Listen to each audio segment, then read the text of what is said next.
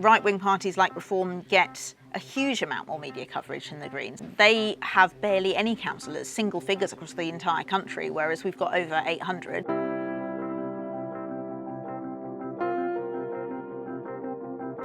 I remember when you and Adrian were first elected co-leaders, and I interviewed you, and you said that one of your big aims was to professionalise the party, to get it ready to win elections, not just stand in elections.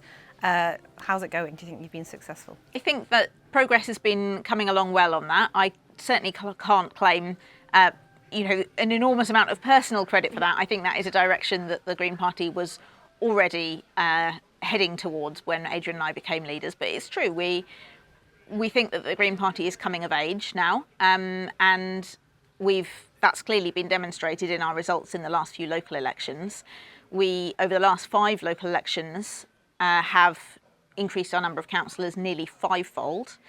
And so we think that our target of now quadrupling our representation in the House of Commons is in proportion to that and is achievable. It's really interesting that you could end up with seats where you have a traditionally left-wing urban vote, and then you're also really interesting competitors in kind of more rural Conservative seats.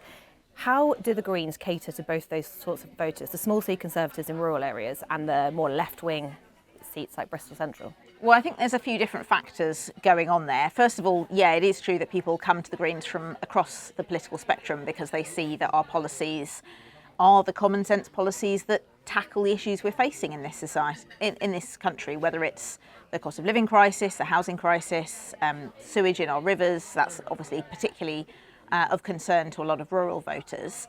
And for example, sticking with water, we're the only party that's talking about bringing the water companies back into public ownership, recognising that the privatisation experiment has failed.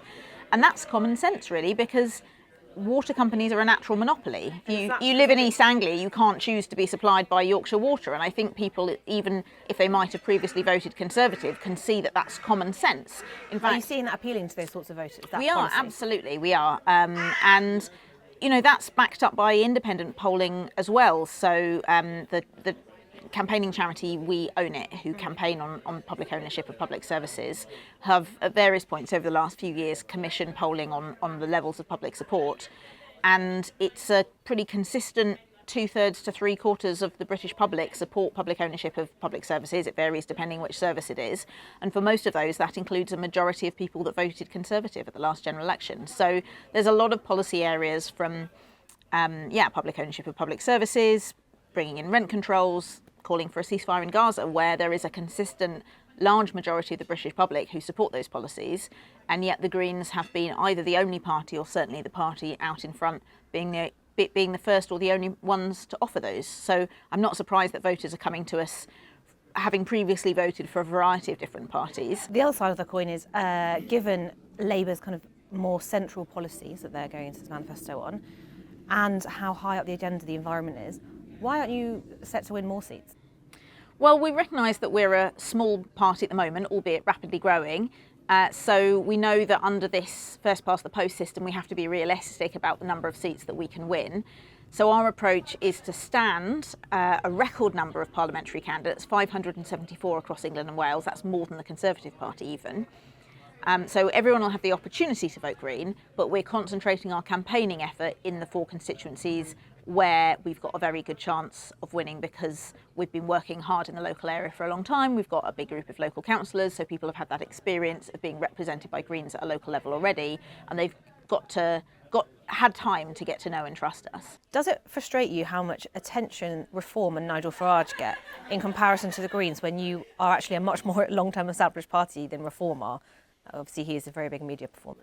Yeah, during this period immediately before the election, media outlets are regulated, and so viewers see a bit more of the Greens than they see the rest of the time. And my social media notifications are full of people saying things like, oh, the Greens are quite good at this, aren't they? Why don't we see very much of them the rest of the time? Sort of sometimes with a hint of a assumption that we're saying no to interview requests, but of course the real reason is that while media outlets are legally required to give us that coverage in the short campaign, the same is not true the rest of the year. And so right-wing parties like Reform get a huge amount more media coverage than the Greens. I think they have barely any councillors, single figures across the entire country, whereas we've got over 800. So yeah, of course, I would like the Greens to get more media exposure, and I hope that especially the leaders' debates, which I've had good feedback on this time around, will be the beginning of that happening.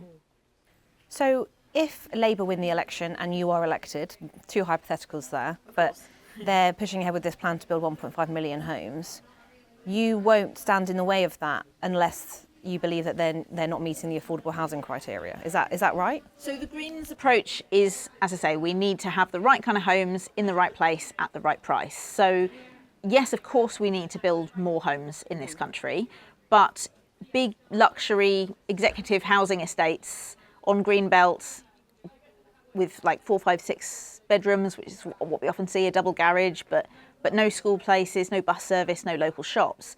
That doesn't meet local need. We hear stories about applications like this, especially in rural areas often, and nobody in the villages nearby can afford to live there.